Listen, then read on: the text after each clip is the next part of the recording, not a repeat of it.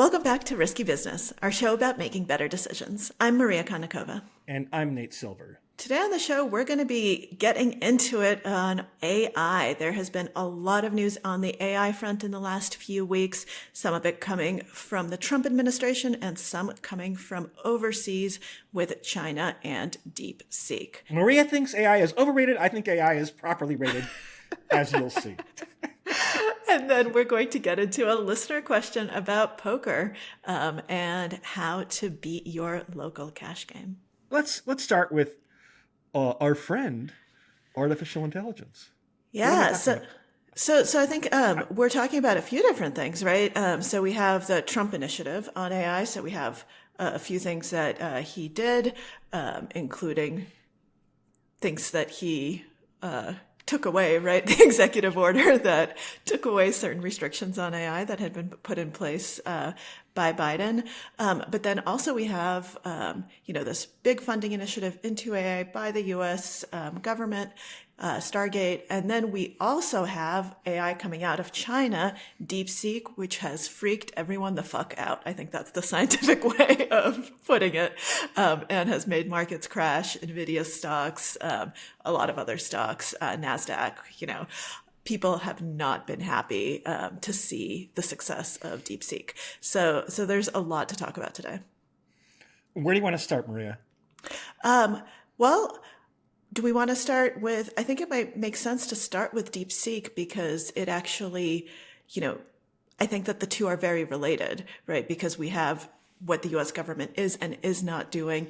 And one of the reasons that right now things are freaking out is because of DeepSeek. So I think we can start with that, see what the implications are, what the responses can be, and then kind of see what the U.S. has done so far to see if it's in line with what we think the correct strategy should be. Look, until about a week and a half ago, when people started to notice DeepSeek, their model R1 in particular, the conventional wisdom was that America is way ahead in the AI race. I should say with respect to large language models, machine learning, transformers, right? Driverless cars is a different enterprise and drones and things like that. But in terms of LLMs, large language models, ChatGPT like things, then US probably 1, 2, 3, 4 in the rankings. And so this has interesting geopolitical implications. Yeah, and one of the reasons, just to step back, that the U.S. was assumed to be ahead was because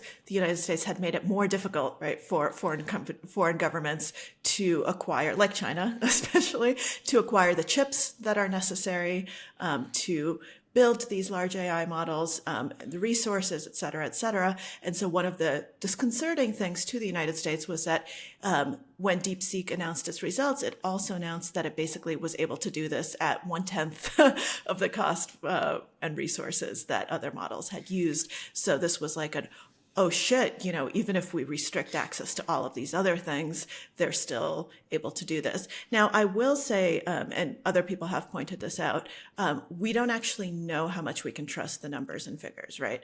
This is just a claim. We don't know what the training materials were. We don't know what the development costs actually were. We just know what they claim that they were. So I think that this is something that we should put an asterisk next to because it is important to realize, right, that if you can't actually trace the information and verify it, and you have to take it on faith, that's never a good way to take information, right? That's one of the things we say over and over on Risky Business. When you make decisions, try not to take things on faith, try to verify, right?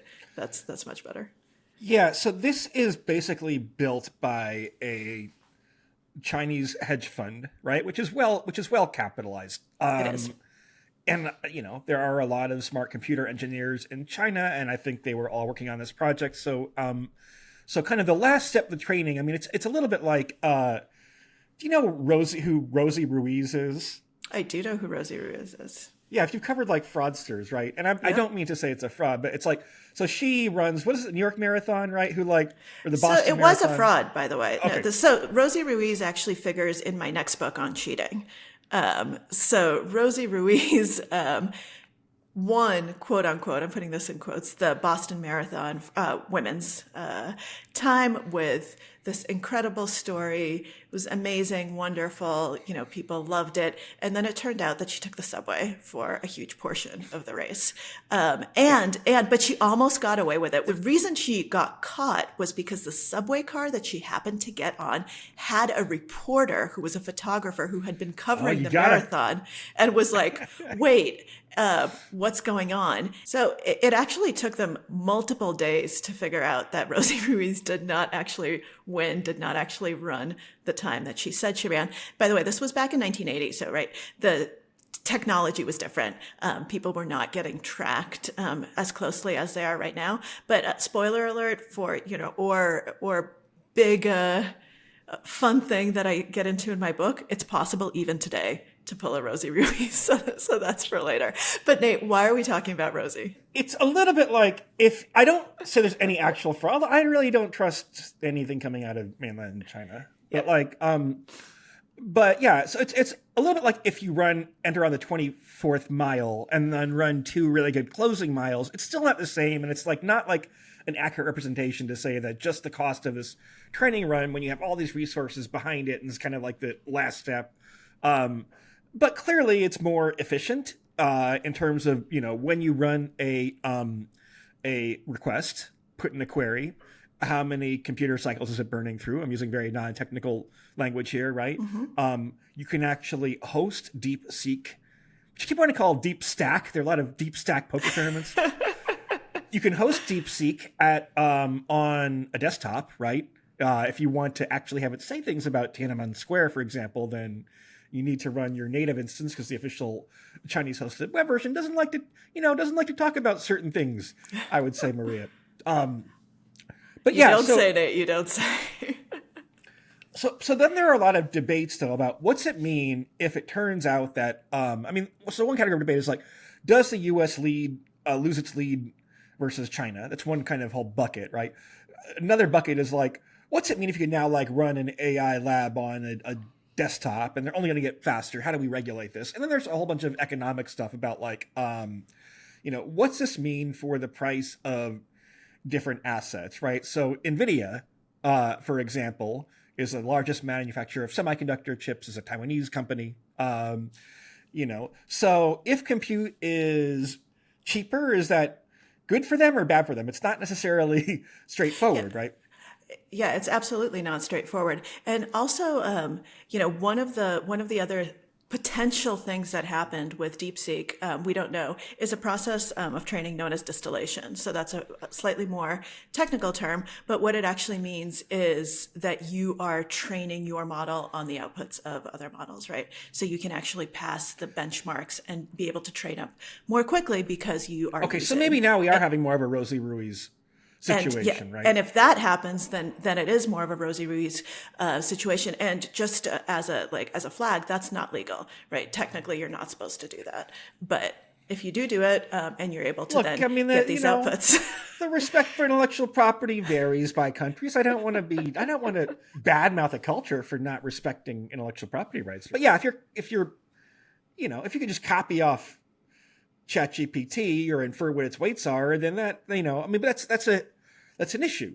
Yeah, it absolutely is. But let's flip that actually around a little bit to talk about some of the potential positives of this, which we're obviously seeing potential red flags and negatives. But what about? I actually think that it's not a bad thing that DeepSeek is open source, right? So people can try to figure out, okay, what is it actually doing? How is it actually doing it?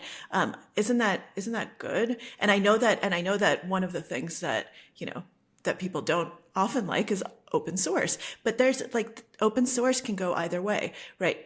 Open source bad if it's US and China's getting its secrets, but open source good in other respects. And I think open source is one of the few ways that we can actually peek inside the black box. And I would be much more concerned if it wasn't even open source, right? If we had no idea how it was trained, if we didn't know about the funding, if we didn't know any of this, and it wasn't open source, right? If all of those things were compiled, I'd be more worried. Since it is open source, I actually think that could potentially be a good thing in terms of knowledge sharing and trying to figure out how do we make these processes more efficient. And Meta has actually created a workforce that is studying the DeepSeek processes and figuring out, okay, how can we use these, and do we want to change the way that we're developing some of our LLMs, some of our chat, models to mimic their processes so that we become more efficient. And if this process actually means that we use fewer resources, that's obviously a net positive for the environment. However, if it means proliferation of AIs everywhere and it's cheaper, then it could actually be a net negative. Which is all to say that this is really complicated, right? This is not black and white. And when you're making these sorts of decisions, you have to assign weights to all of these different outcomes, all of these different probabilities. And frankly, I don't think anyone has the expertise to do that because it's such a new world. I certainly don't have the expertise, but I don't think anyone can see the future clearly enough to figure out, how do we weight this? Because there's a lot of uncertainty around this. So the hardcore, AI concern people, the doomers, tend to be anti-open source. I mean, right. OpenAI was founded as OpenAI, but no longer kind of abides by that mission. And, Yes. and I think their view. Let me try to give you the summary / kind of Steelman version of it. Right? These are people who think, okay, this period where AI is being birthed, where artificial general intelligence ranging up to artificial superintelligence, the first means it can do most things at a human level or human level plus, right? And superintelligence means it achieves breakthroughs that no human can across a broad range of fields, basically, right? It thinks this process of giving birth to these models is going to be very dangerous, and therefore you want to have it in the hands of as few people as possible and trusted people as possible. I think at one point, Sam Altman was trusted by his community. Anthropic is a bunch of people who left OpenAI because they thought OpenAI was moving too fast, right? And then Google Gemini, Google again had been fairly conservative about how it moved on AI. Didn't want to, it's a huge enterprise, doesn't want to risk that and other things, and kind of a different culture, I would say, at Google. Then Facebook or Meta. The reason why their models were open source is because, they weren't competitive. This is what people would say in the AI expert community, right? Mm-hmm. Is because they weren't as good as these, clearly as Anthropic, which has Claude, or OpenAI, are clearly the two leading ones. And then, Google Gemini had some problem with drawing woke Nazis and stuff like that, which I think it's not as good as the other two by a fair bit, but that was considered the pecking order, right? That Microsoft was, that Meta, too many M's, was fourth, and therefore they open source it to kind of say, okay, well, we're gonna in some sense, it's not quite sabotage, right? But you're well, fuck you, you're not going to get these same returns to us, and we'll have applications, people who want to pay for it for free or whatever, right? So the fact that it's open source is interesting. I mean, China clearly is willing to do things to undermine the American economy, even if so. I mean, the other big one in the news is, of course, TikTok, which is owned by ByteDance, right? The U.S. Congress passes a law upheld by the courts that says you have to sell to an American company, or at least to a country not listed on there's literally an enemies list of countries, and China is on it, right? And ByteDance says, we have this really valuable enterprise, but we'll just turn it off, right? If you make us sell it, then we'll just turn it off. And clearly, I mean, obviously it would be a forced sale and you wouldn't have quite the market clearing price, but the value is a lot more than zero, and they're willing to. So, there's a little bit of suspicion that this is just meant to undermine America's lead in AI and not make a whole lot of profit for China. That's kind of addition by subtraction, right? Other people say, hey, these people are idealistic. It's not the same capitalist system there. And even in the US, sometimes the founders aren't that greedy. They just want to make a really cool product. So there might be some of that too, but it's in line with previous Chinese strategy, I suppose. Yeah, it's actually interesting that you mentioned TikTok, because this is another kind of strategic element of this that, we being the U.S. Has moved to ban TikTok right now. Sorry, what? I'm the USA. You are rooting for the USA. Got it. Nice. All right. Team USA is was moving to ban TikTok. We have no idea what's going to happen with that now. But in some ways, and DeepSeek is just like la, right? There's no movement in that direction. And instead, Trump is talking about tariffs and other things and trying to kind of get at it that way. And I think that it's a very interesting dichotomy where, like, if you're worried about TikTok, like, shouldn't you be worried about the strategic and security risks of a company that runs, that all of the AI models are run in China, right? Like, that's Chinese owned, Chinese developed. Like, if you're going to be consistent, like that seems to be a much greater risk than TikTok, to be perfectly honest. So what can we take from this and from what's happened in the last week? How does that mesh with the types of endeavors that Trump and team have already put forward? Now, one of the things, so I started off by saying that they've rescinded the executive order. The executive order that Biden had on AI did have to do with open source, right? And it did have to say, it was actually very skeptical of open source as well, because it wanted, full reporting, knowing everything that was going on, but let's keep that information from foreign governments.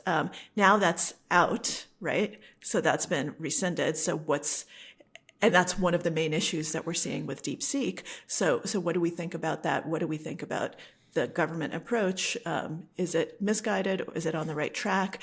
And if we want to, I think all of us, no matter if you're yay AI or nay AI, I think everyone wants to minimize PDoom. Like, I would hope that no one wants the world to be destroyed. So I don't think anybody thought that, like, this Biden executive order is going to stop PDoom by itself. The California law that was vetoed by Gavin Newsom probably was considered a bigger deal. It was a state law, sure, but they're all based, if they want to operate in California, then they were subject to it, right? Like, that might have been a bigger deal. But, like, the general pattern here, with the California law failing, with this thing being rescinded, with Sam Altman being less and less, shall we say, concerned about safety, right? We're going to get this AI race, and this idea that you could stop it by having only 3 operators until we reach some point where safety was achieved is not going to happen. Clearly, right? Like, if you were any other technology, you would say, because one concern I have about AI, wrote about this at the newsletter this week, when you have these very big, powerful companies that have this lead in computing power and engineering talent, right? Usually that's not how it works, right? You have the next big thing, and the next big thing is created by new companies because the old companies are stodgy and bloated, and it's not their mission in the first place, and they're not cool, so they don't attract young talent, right? So to some extent, the fact that, like, it could be disrupted might lessen the worry about hegemonic concerns over AI and the kind of paternalistic / people get very rich off it concerns about AI. But yeah, I mean, look, I think we're a long way from achieving artificial superintelligence, which is the superhuman capabilities, right? But there are ways that AIs can be dangerous far short of this, right? Teaching you how to, like, mix chemical compounds or build a pipe bomb or things like that, right? Or can aid and abet, like, suicidal thoughts, and those use cases are going to be, like, they're already happening. They're already happening. We know that the guy who blew up the Cybertruck in front of the Trump Hotel used ChatGPT to figure out how to do it, which was actually probably one of the reasons it wasn't more destructive, because the instructions were not very good. So I think we should be grateful for the limitations of AI models for now. But yeah, no, there are. I think that there, to me, that's actually one of the more interesting points, is that we're worried about PDoom, about, super intelligence, all of these things. But I think that in the shorter term and potentially in the longer term, we need to be more worried about stupidity, right? About the fact that like, they aren't super intelligent, right? And people can misuse them, and they can give flawed outputs. And as they become more and more dominant, mainstream, used in searches, used in, used in day-to-day stuff, but also used higher up for people who, want something to summarize research for them, et cetera, that the problem is going to be kind of much more mundane, right? That it gives you bad information, it gives you bad instructions, it elides over something, it doesn't quite synthesize something correctly. I think that is actually the more pressing problem, and is not P doom, boom, we're going to blow up, but is a kind of a smaller P dooms. It's already lowercase, but like subscript P doom on a day-to-day basis, depending on who uses it and for what. I've kind of flipped on this a little bit, where I think the hallucinations are an overrated problem. I think what the models are doing is very impressive. They have fewer hallucinations than before.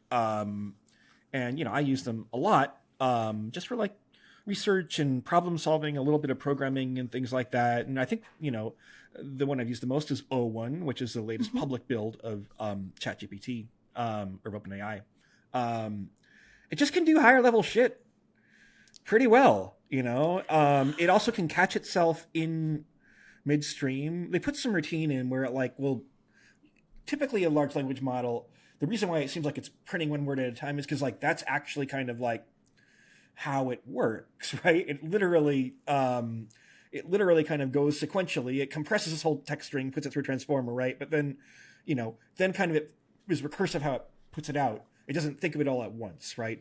But now they've trained it to actually go back and check its output to check for hallucinations, and it catches them a lot of the time. But not a lot of the time, right? So I actually just did some test runs prior to taping this so that I could see what was going on right now.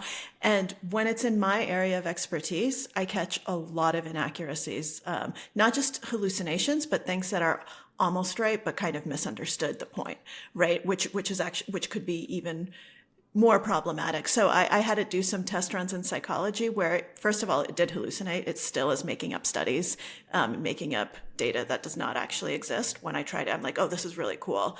I want to look it up. No, it doesn't exist. But it also it actually misinterprets findings and doesn't always get it right. This is my expertise, right? I have a PhD in it. So I can figure this out and be like, you know what, it's pretty good, but not actually, like, you don't want to rely on this. And this is just outright wrong. But because it seems pretty good, I don't catch it when it's not my area of expertise. And I just assume that it's pretty good. And that pretty is doing a lot of heavy lifting. What about if you read a New York Times or Washington Post article on poker or sports betting, right? Or some field that you have to know a lot about that's more politicized. But it doesn't actually hallucinate. It's not going to tell me about findings that don't exist to prove its point. It can tell a lot of white lies, though, and misrepresent and be fundamentally dishonest, right? Well, sure, you have a problem of reporting bias always, but there's a problem when you think something is factual information and it's not, right? When I'm reading an op-ed, I know it's an op-ed. When I'm reading an article, when I want this for facts. When I want to know, that's not the use case, though. You can't put everything in the microwave oven. Of course, but one of the things, if I want to learn about a field, so let me give you another example. I didn't just use psychology. I asked about, I wanted to know about a specific type of company. I'm not going to give you kind of the search that was making a specific type of crypto investment. So I asked, like, what's a list of companies that's done it? And gave me a list. I was like, great. Now, will you tell me what the specific investments are? And it's like, oh, sorry, we don't actually know. Like, we don't know that these companies have made any investments. We just gave you a list. And I was like, okay. Yeah, you're using it wrong, Maria. There are a lot of situations in life where precision isn't that important, right? For example, I was, as you may know, listeners, I was in Korea and Japan recently, and like something I've been lazy about, I never taught myself how to distinguish Japanese, Chinese, and Korean characters, and so I told ChatGPT, I'm on the flight to Tokyo, I'm like, hey, give me a little very quick summary and give me a pop quiz, and you learn it in 10 or 15 minutes, right? And they're I don't have to distinguish those characters at 100% accuracy, but it's basically pretty good, and I can tailor exactly how have that resource is geared toward me. Where you That's can great. search No, on the and web. I'm not saying this is useless. I'm just saying that it's right now it is being used for the cases that I've told you about because it's at the top of your Just because people when don't you know how do to a use it. when you People do a don't. Google search. I mean, Like Google, that's the Google. first thing that comes up is I the think it's AI a very summary. bad branding decision by Google, right? I do think it's a bad because and Google is. I'm sorry, it's not as good as OpenAI or Sure. Anthropic. It's not. It's not. Sorry, Google. And it undermines Google's kind of lead in search. I think Google has handled a lot of things in this space very badly. Although ironically, I mean, it was Google engineers who came up with the Transformer paper, and they still hire lots of great talent, but they've kind of become like this feeder system to the hipper, cooler AI companies, I think. And But by the way, I think people are way too hipster about this. This is the most quickly adopted technology absolutely in the history and of the world by some measures. absolutely. Right? And I'm not I actually I think that AI has a lot of potential. I want it to do better, right? I want them to fix this shit. Look, we are poker players, Maria. We should be used to being able to accept information as shifting your prior or shifting your view, but not being definitive, right? I mean, that's a journalist. We're both journalists too. Absolutely. You But it you're actually forced to read adds something, more you work read for it. me, right? It Okay, actually makes I think because I have to go through it and try to figure out what can I rely on, what can't I rely on. Now, one listener who has shared his experience on social media as well, and I know you kind of referenced it in your newsletter this week. Kevin Roos had emailed me about poker training and said that he was using ChatGPT and AIs to help him with poker, and I said, don't do that because it's going to tell you the wrong thing. And he did it. He still did it. And he said, oh, I won a tournament. It was good. It was helpful. So I actually had ChatGPT do some poker training for me. It's not good. It gives you incorrect advice. If you don't know, if you're a novice and if you're using this, you might get lucky, right? And it all works out. But let's go to poker. Try to use ChatGPT to teach you poker strategy. It is not going to teach you good strategy. Did you and the use better you O1, are, the new worse it is. model? Yeah. I just did this. I did the same, and I thought it was pretty good. I mean, it misses things that so I actually did this last night. I mean, it gets So what do you actually do? But here's the thing, though. Are you giving it know hands? this? You're able to distinguish what it's missing and what it's getting pretty well. If you're using this as the tool to train yourself, and you don't have any background knowledge, that is the problem, right? You need it to be. You need it to teach you correctly. It's much more difficult. Let's do a quiz. As someone who started poker from zero as an adult, right?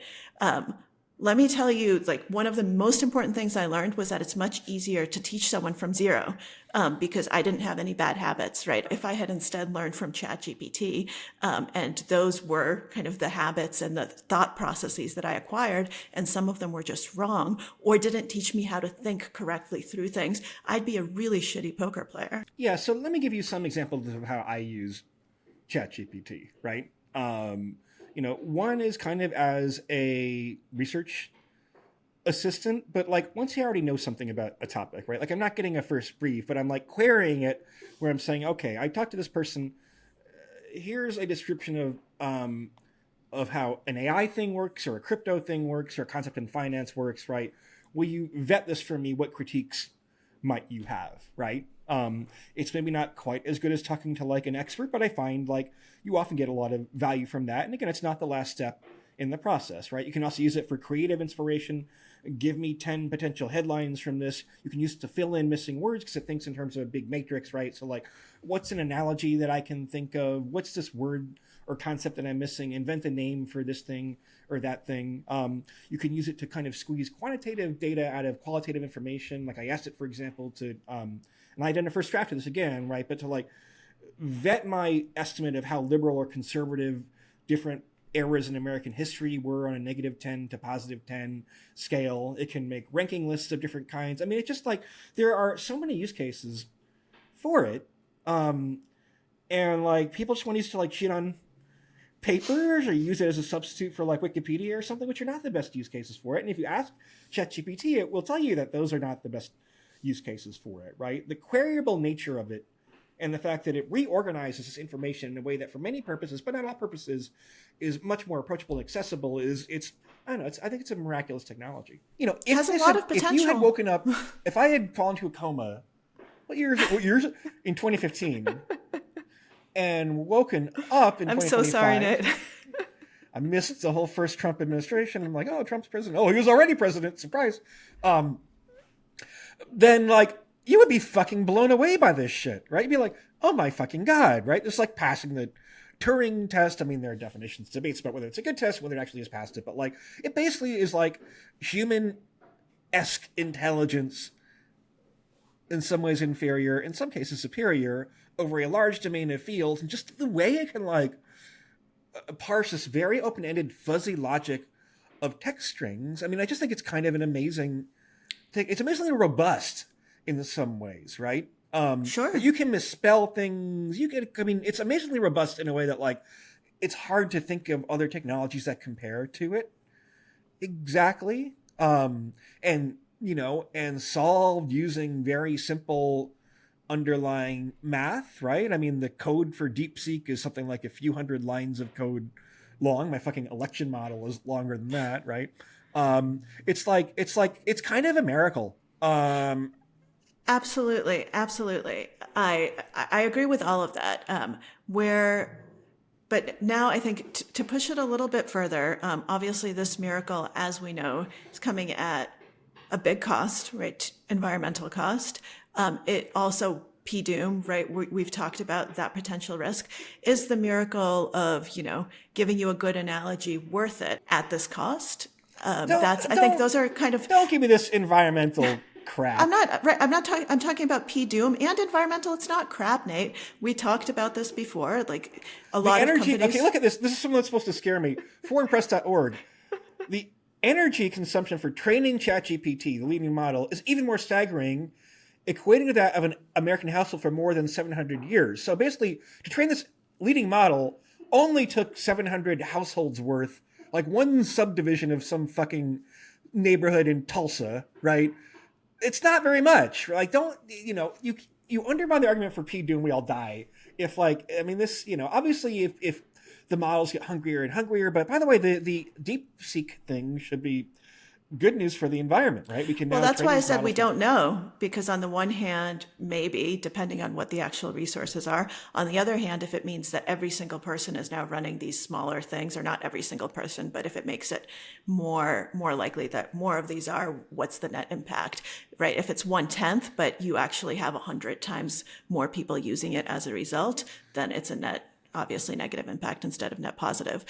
These are all open questions, right? And like I said, I am not an AI skeptic. I think it's really cool. I think there are lots of really interesting things here. I just think that there are other, you can't also be like a rah cheerleader. None of this matters. Of course it does matter. I just think people are over-indexing to, like, I don't know. I mean, have you taken Waymo, Maria? And by the way, if you're not aware, this is a self-driving car company, which is available in San Francisco, Phoenix, and maybe one or two other places, LA, I think. Have you taken a Waymo in any of those places, Maria?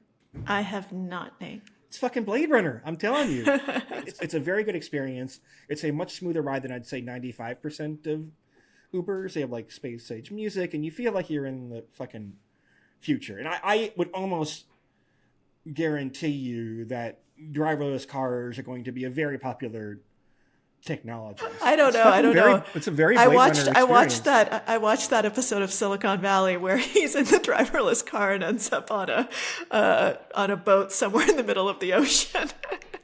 So I'm a little, obviously TV show comedy, but you never know how the experience will end up. But I'm going to San Francisco next week, Nate. So maybe I'll take my first Waymo. Take a Waymo. Ride. It's like a 95th percentile Uber driver.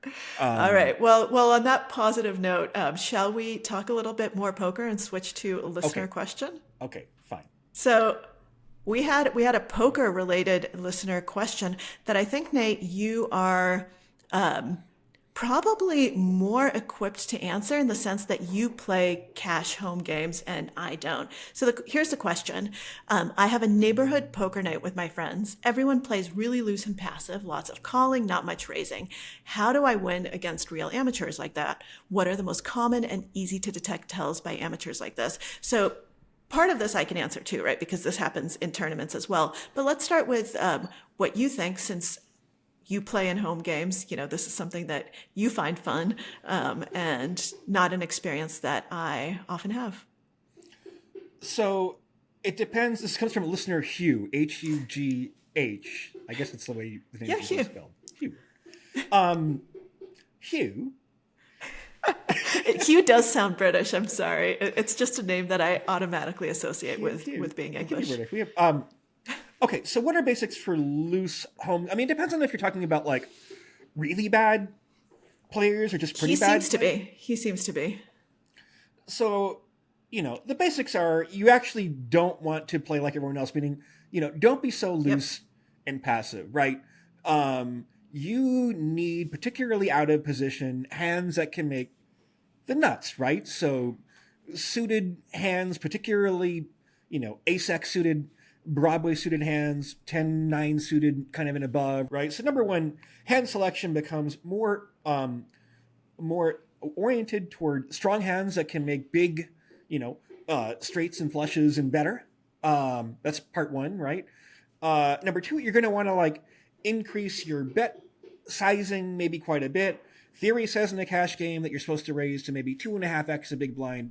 Here you can go a 4 or 5 if they're already limpers. You can raise even more than that, right? There are some games where the standard open might be to like 10x or things like that. But like, let me even back up a little further, right? I actually have dealt poker games to total rank amateurs where like literally 5 of the 10 people have never played poker before, right?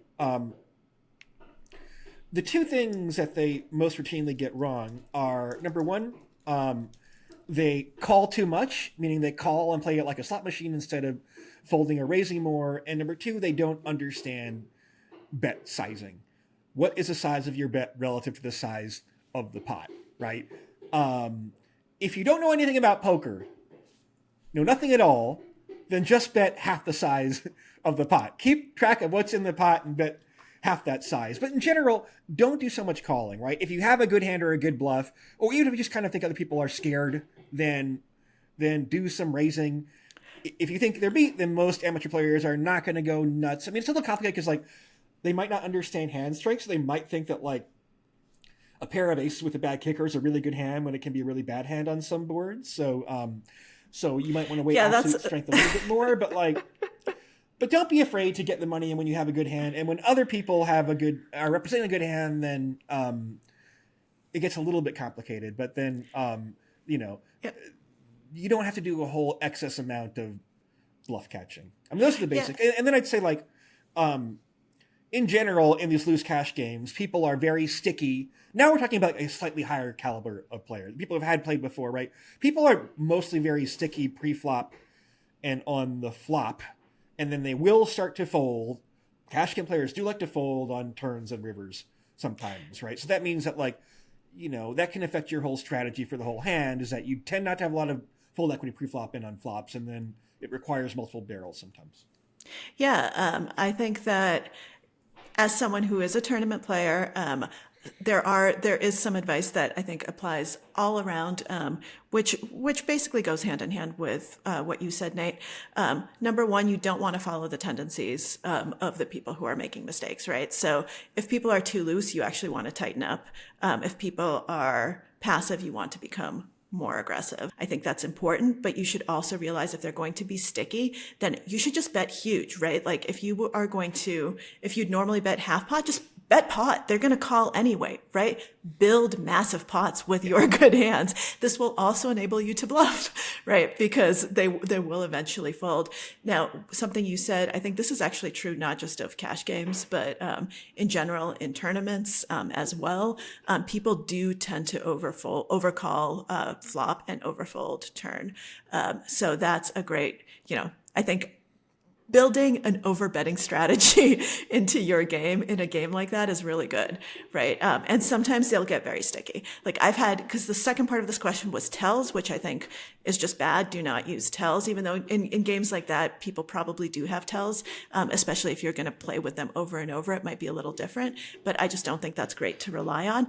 But when I've relied on tells, I've actually made really big mistakes because I've had situations where I'm like, oh, this person really likes their hand. They must be really strong. And I end up folding, and they had like ace deuce offsuit, but there was an ace on the board, and they thought that it was just like the nuts, right? Because they completely overvalued the fact that they had an ace. And so they were playing it like they had the nuts, and they thought they had the nuts, but they really didn't.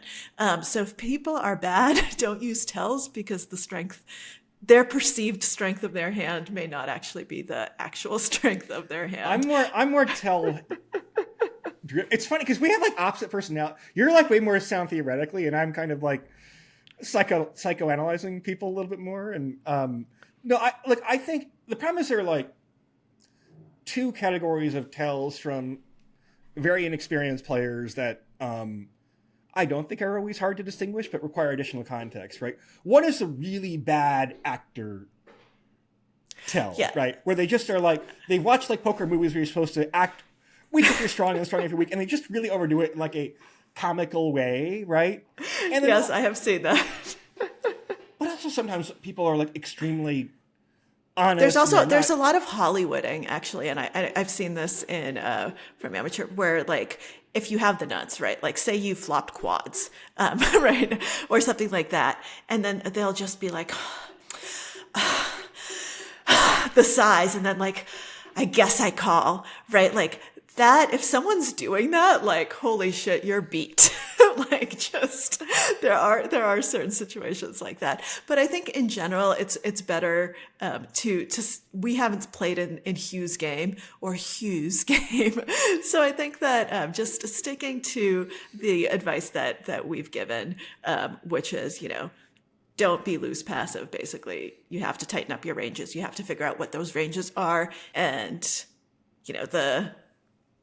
the other thing is, your bet sizing is going to change, because if people are going to be calling stations, great, exploit it. If people are going to call pre-flop anyway, great, make your sizes bigger. Just build pots when you have very strong hands. I mean, the other thing, close discussion on tells. I mean, people can also be very honest, right? Like they don't, in games where the stakes are low relative to people's like net worth, which depends on people's net worth, right? Then they just don't necessarily take a lot of action to like conceal disappointment with a bad flop or things like that. A lot of times, I got to catch my card. Like that actually more often than not honest, more in cash games than in tournaments. I don't know why, right? I think tournaments people like are just like playing their A game a bit more. I mean, it's the secret of cash, right? People are playing their A game more often in tournaments, or at least their B game. Yeah, no, I think there's something to that. People do tend to be more honest in cash games. I had a hilarious situation at a higher stakes cash game where I had raised, and I don't remember if it was small or big blind, had defended. And anyway, went, check, bet on the flop, then check and check on the turn, and check. And no, not check. And I was like looking to see, like, I had nothing, what I wanted to bet on the river. And he just folded. He's like, you definitely have me beat, because like, I've got nothing. And I had nothing, right? Like, I don't think I definitely had a beat. And he just folded to me, right? I didn't even have to think about the sizing or whether I was going to bet or any of it. That would never happen in a tournament. But it happens in cash games all the time. And I still remember this hand. I don't play cash very often, so things like that stand out, but I've seen people do that. And then they try to do it in tournaments, actually. You can often spot a cash player in a tournament because they will sometimes fold out of turn. They'll do things that are just like very honestly communicate that they have no more interest in this hand. and they have no more interest. Don't be a super nit, right? Like to show people overvalue, especially in cash games, the last thing they saw, right? So, like, if you have, like, an occasional hand where you get a little out of line, right? And again, I think, usually worth picking your spots carefully, and there's some psychology to that. And then, like, if you show, I 3-bet 5-4 suited from the button, which might actually be a perfectly fine Yeah. mere GTO 3-bet occasionally, right? If you turn a straight with that and the other guy folds, you definitely want to show that hand, right? You want to you're maintaining your reputation because a seat in a good cash game is a valuable thing, and people absolutely will notice if you're being a nit. Don't be a nit. Have fun, play toward the looser end of your GTO range. However, your GTO range may actually be pretty tight against fish who never fold. Yep. Good luck, Hugh. Good luck, Hugh.